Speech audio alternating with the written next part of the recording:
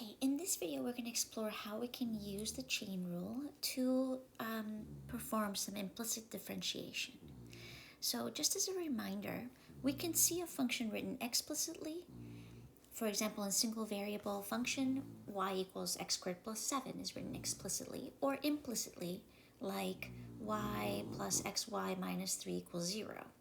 And so when a function is written implicitly, it has the form where all the terms are on the left equal to 0, and x and y, it may be too difficult to solve for y in terms of x. So this is what a single variable implicit equation might look like.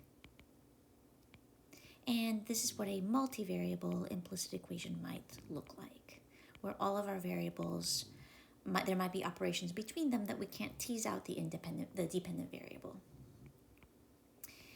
So how do we we're going to go back to Calc 1 and think, okay, maybe we can use the chain rule in multivariable calculus to explore implicit differentiation in single variable calculus, and that's what this video is about.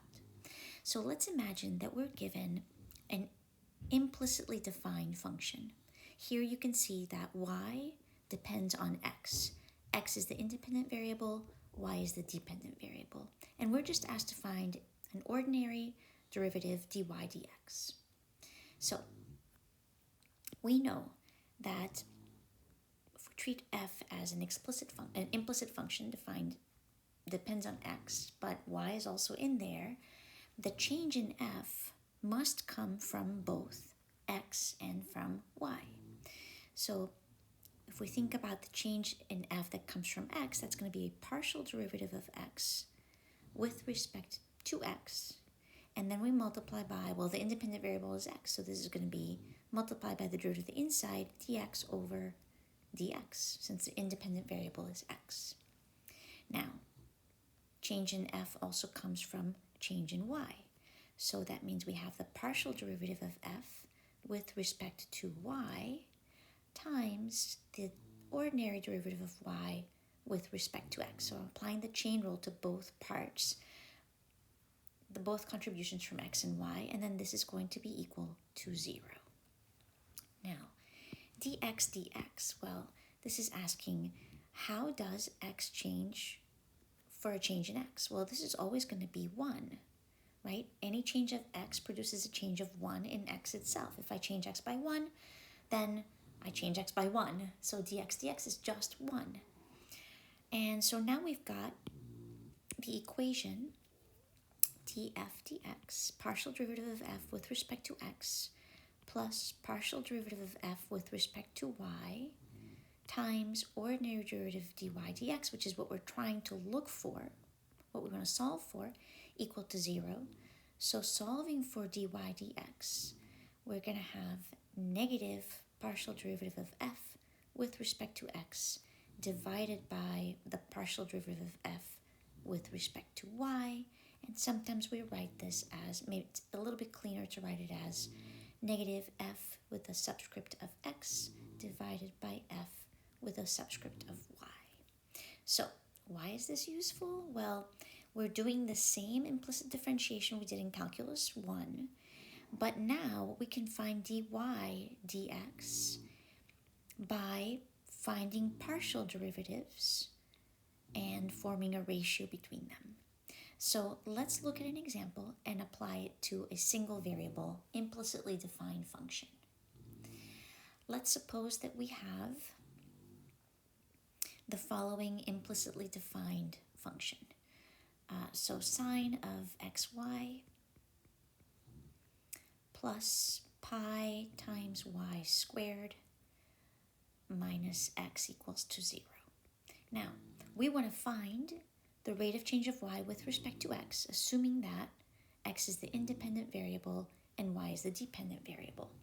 And the problem that we run into that you worked on in Calculus 1 is that it's very difficult here to solve for y explicitly. So if we're still interested in the rate of change, we have to find an implicit way of doing this. And we did that in Calc 1. But let's try out our new finding. Our new finding tells us that dy dx, the derivative we're interested in, will be the negative partial with respect to x divided by the partial of f with respect to y. So you might think, well, what is this f? Well, f, remember, is the function f of x, y equals 0.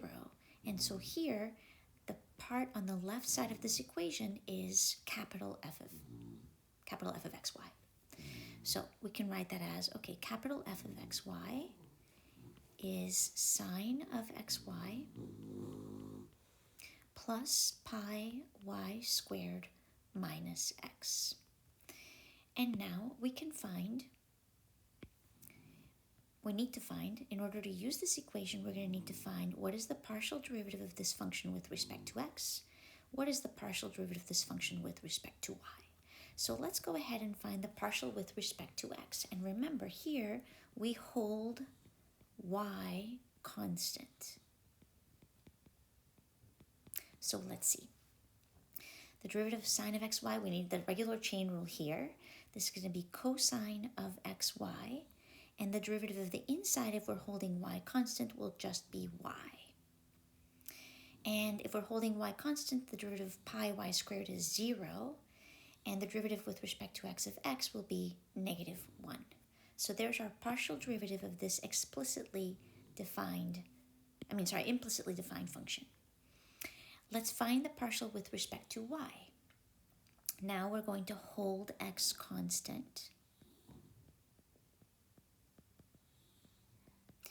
And so we have, well, we still need a cosine of xy, but now we're going to multiply that by x, which is the constant in front of the y. And the derivative of pi y squared will be 2 pi y. And the derivative of x with respect to y, but we're holding x constant, is just 0. So those are our partials. And now we can write, okay, the derivative of y with respect to x then will be negative the partial of the function with respect to x divided by the partial of the implicitly defined function with respect to y, which we've already found as negative. I'm going to write this as 1 minus y cosine of xy divided by x cosine of xy plus 2 pi y. Now you might think, why did we do this if we already had a method for implicit differentiation? That is just fine. You can stick with your method for implicit differentiation that you worked on in Calc 1, but this is a little bit faster and more efficient. But the idea is understanding where it comes from so that you can apply it comfortably.